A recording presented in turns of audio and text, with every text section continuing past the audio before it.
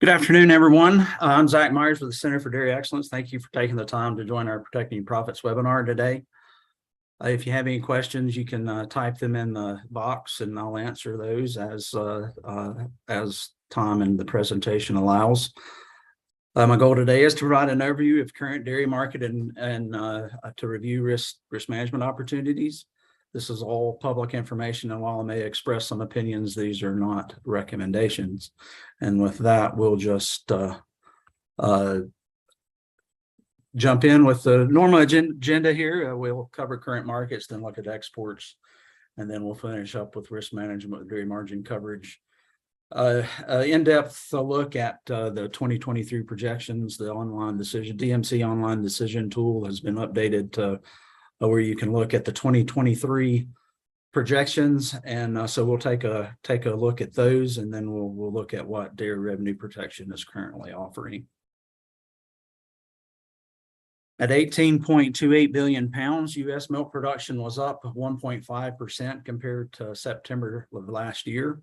U.S. cow numbers were up year over year for the first time in 12 months to 9.411 million head, but down 2,000 head compared to August revised numbers. So if you'll recall, the August number was actually a pretty big jump compared to July, and at 9.427 million or something, but they revised that down in the most recent milk production report to 9.413. So I don't know what the difference was in that, but it is what it is. So milk production per cow was up 1.4% at 1,943 pounds per cow per month compared to last year. This is equivalent to about 74.4 pounds per lactating cow per day, or about 1 pound per day more than last year. Pennsylvania cow numbers are down about 7,000 from last year, but it was the second month in a row to maintain 468,000 head. And if you'll recall, the 468,000 is actually 1,000 more than what it was 2 months ago. So able to maintain that 1,000 cow increase that we saw last month in August into September as well.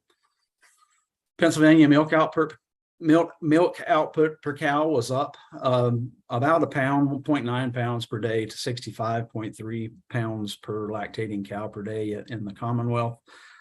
Pennsylvania milk per cow is about 23 pounds more per day or per month than a year ago at 1,705 pounds per cow during August. Unfortunately, the improved efficiency that occurred through September was not enough to offset the herd size reduction, with total milk production remaining relatively flat compared to last year, but it did fall 0.1%, or about 1 million pounds to 798 million pounds total. On the slaughter side, 260,500 dairy cows went to beef markets across the country during September, and this is down about 1.6% compared to a year ago.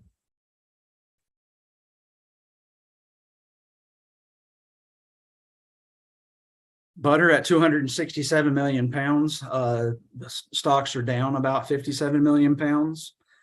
At 1.47 billion pounds, cheese stocks are up about 12 million pounds, or a slight 1%. August non-fat dry milk stocks were up about 27 million pounds to 306 million pounds total. At $3.15 per pound, September butter price is $1.40 higher than last year, and this also surpasses August's record, which was $3.04. The global dairy trade butter price continues to be lower than the U.S. price at $2.68. And the EU price and US prices have finally converged, and with the EU just 1 cent more expensive than our domestic price.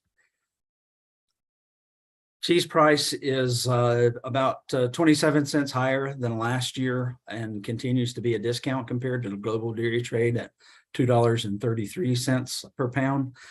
The site that I go to get the EU price, for some reason it hasn't updated with the September. It's still showing August price as the most available. So I was not able to obtain the September price, at least prior to this webinar. At $1.56 per pound, non-fat dry milk is 21 cents more than last year. The U.S. global dairy trade and EU prices are all within 20 cents of each other, with the U.S. price still slightly lower than the other two. August dairy product production, butter production was down about 3 million pounds compared to last August, 144.1 million pounds. August cheese production was basically flat, up just 0.1%, or about 6.9 million pounds to 1.149 billion pounds total.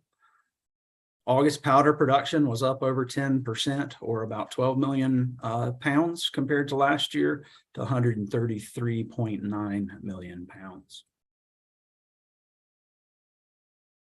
On the demand side, butter disappearance was down about 3% to 186 million pounds due to a 4 million pound drop in domestic usage that overwhelmed an 8 million pound increase in exports, which was more than double the export amount compared to 1 year ago. So the butter demand in here in the States is down, but the export market is still with a short cream supply and tight butter supply. We're still exporting. Exports are growing relative to the drop in demand domestically. At 472 million pounds, American cheese disappearance was up 4%, or 17 million pounds, because of a 16 million pound increase in domestic use and a slight 1.7 million pound increase in exports.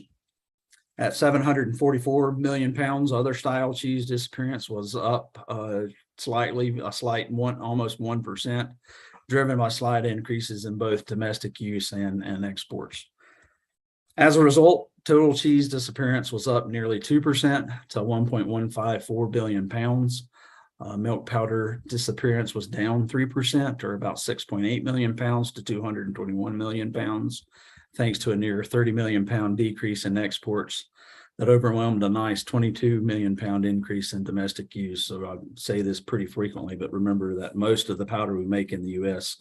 actually is destined to other countries outside of our borders. So having a 22 million pound increase in domestic use is pretty good.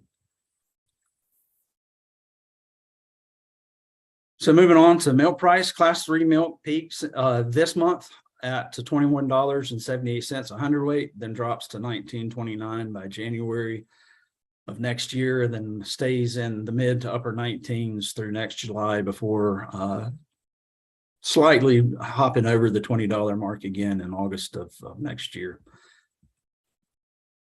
At $20 even, the 12-month average class 3 milk price currently averages $2.49 more than the 5-year rolling average of $17.51 a hundredweight.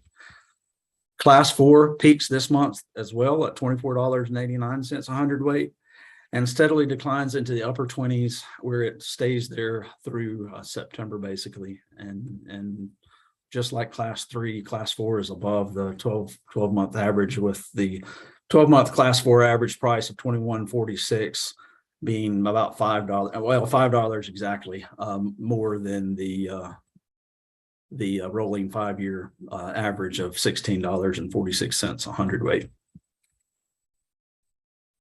Exports still continue to be on track to set new records in volume and value this year.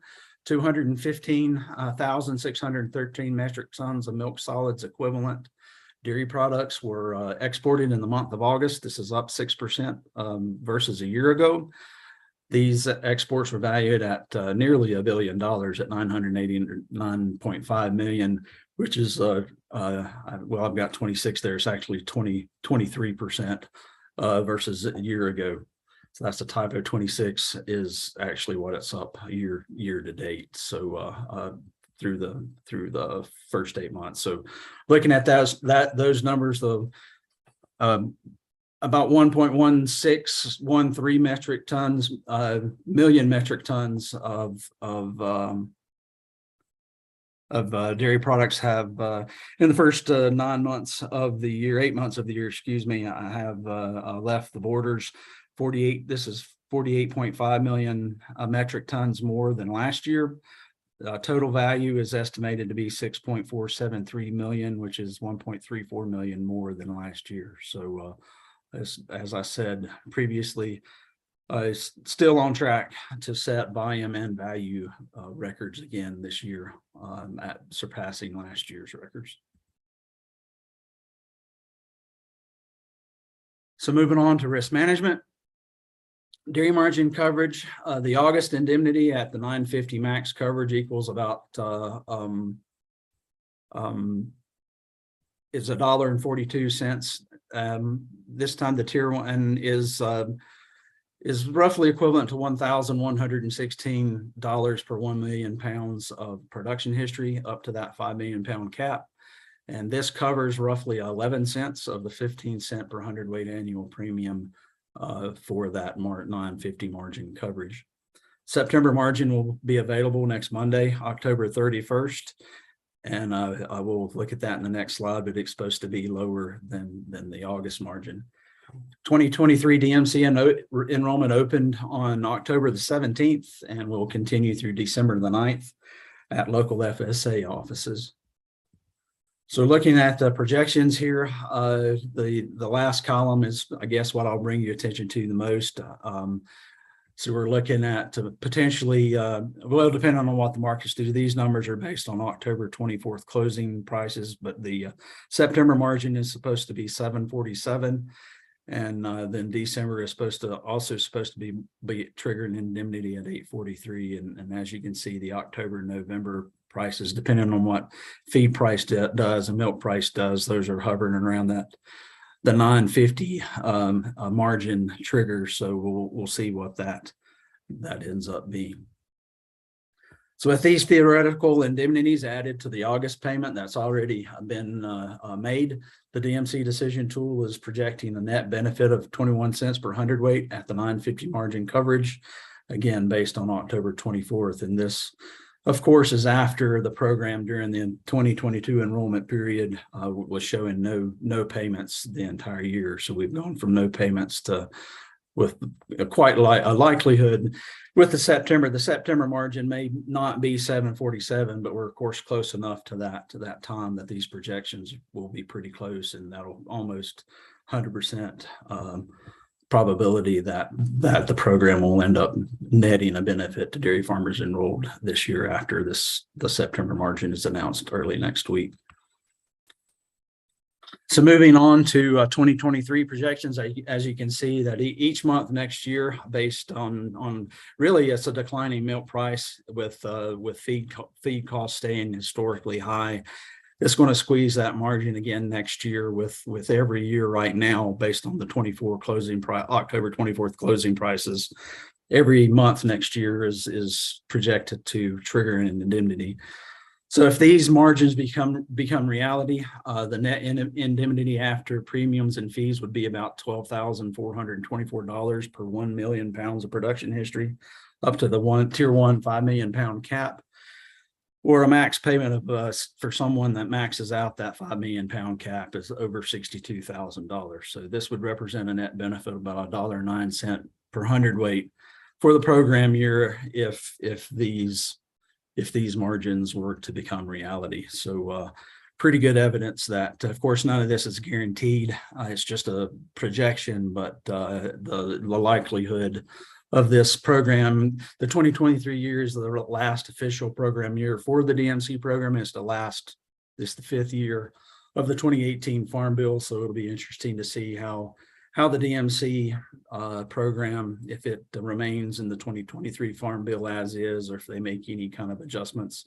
I know there's a lot of industry support and a lot of congressional support to keep this program in the Farm Bill. So hopefully that's true. And if they make any changes, hopefully it'll be for the better and for the better for the dairy farmer and not scaling it back to be less likely to trigger indemnities.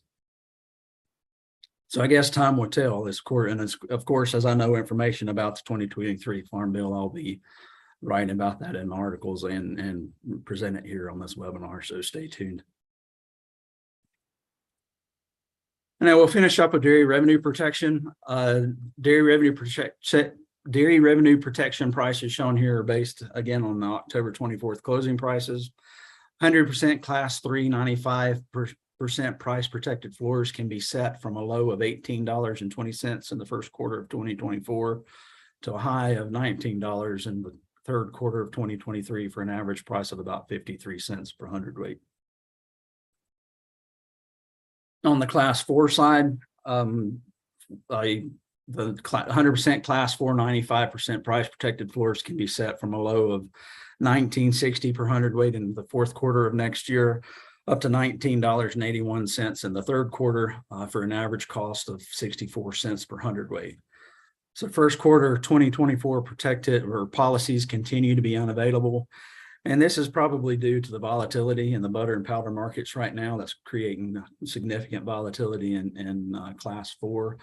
And I think that's probably preventing a lot of trading that far out in the class 4 dairy product markets because they're just not sure what the true price really looks like at this point. So hopefully some things will calm down and there'll be enough trading out there here soon to start have enough trading to develop baseline prices for that quarter and start offering policies. So, I mean, as you can tell from the average prices, the premium prices are still not cheap, but they still set some pretty good net floors if you look at the premium prices minus the floor it sets. And then, of course, class 3 and class 4, then typically the blend price in Pennsylvania is higher than that. So take a look at what your cost of production is and the floors that class 3 and 4 floor prices that are set by DRP. And even though the premiums are still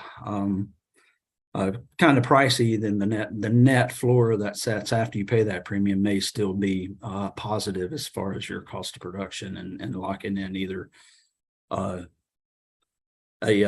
locking in a profit or at least covering your cost of production. So the last slide here is the typical slide that I give that sort of highlights what's going on as far as how many policies are being purchased across the country. 11.2 billion pounds of milk in the United States have been covered since this time last month. It's about 1.6 billion pounds more than this month, and that's been in about 88 more policies sold for a total of 1,273 across the country, and no policies that have been indemnified. In Pennsylvania, 181 million pounds have been covered. This is about 13 million more pounds than last month, and that's been in just four different policies. So went from 55 policies in September to 59 policies as of yesterday when I looked at the tool. And of course, again, no policies indemnified on. And we're just through one quarter. It's only been one quarter in 2023 to end. So September 30th was the end of that, the first quarter of the 2023 crop production year for DRP. And with that, the next Protecting Your Profits call will be November 23rd, 2022. That's the day before Thanksgiving. So hopefully, if you're not traveling, you'll take the time to join me.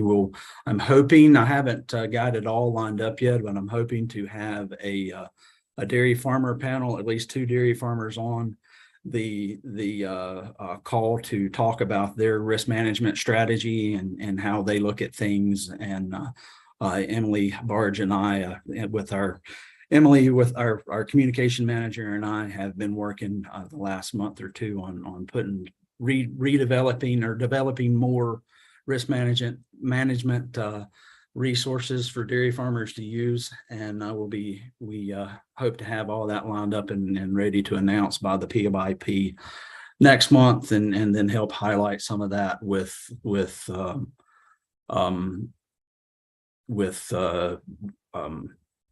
the dairy farmers on the panel. So I see Phil has his hand up. If you want to unmute yourself, Phil, go ahead and ask your question if you have one. I do, Zach. I was just wondering, excuse me, if you have I can't hear you. Oh, you can't hear me. Are you there, Phil? I'm here, but I can hear you slightly, Phil. You're a little muffled, but I can hear you, so I can try to relay it to Zach let me if turn you it want on. to say it. Okay. There you go. Yep. What I was going to ask Zach is if he has a handle on heifer inventories, national heifer inventories, if that's got any impact on some of the stuff he reported today. Did you hear that, Zach? Yeah, heifer inventories, I caught that much of it. I didn't hear much else, but National heifer inventory, and if that had an impact on what you've reported today. well, I think it's been a couple of months since I've looked at the heifer inventory numbers, but every time I hear anybody talk about it, the heifer inventory across the country is the lowest it's been in a long time, and has been and is a limiting factor to how much the U.S. dairy industry can grow is the heifer availability. So yes, I do think heifer inventory is affecting production growth right now, and of course raising heifers is expensive right now. So there's a lot of dairy farmers that are just raising the number of heifers that they need to maintain their numbers if they're not wanting to grow, and then of course keeping those if they are trying to grow internally, keeping maybe a few and more animals to increase their numbers over time. But I think a big thing with the heifer inventory is there's a lot of dairy farmers now using beef semen in their low genetic scoring part of their herds, and that's of course driving the heifer numbers down as well. So those heifers are going into beef feedlots and being raised for beef versus for dairy replacement. So yes, I think the inventory is affecting the market climate right now and how we're able to grow milk production.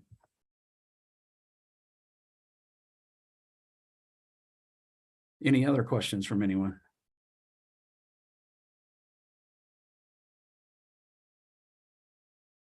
Well, if not, we'll go ahead and finish up for today. Again, thank you for taking the time to join our call. And of course, this is all the webinars are recorded, and if you want to re-listen to something, it'll be available. I'm actually out of town, so it's going to be a little bit later for me to get everything posted and the link sent out. So look for that sometime tomorrow.